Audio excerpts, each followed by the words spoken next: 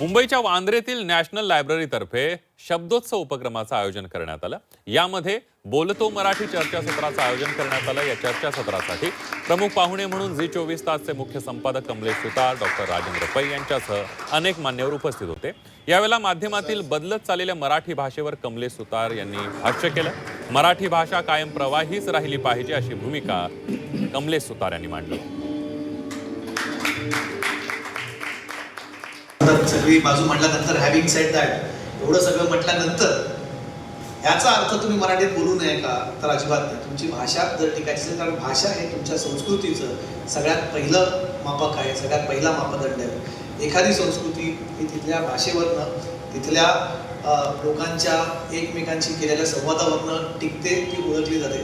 त्यामुळे आग्रह करा, स्वतःहून मराठीमध्ये बोला।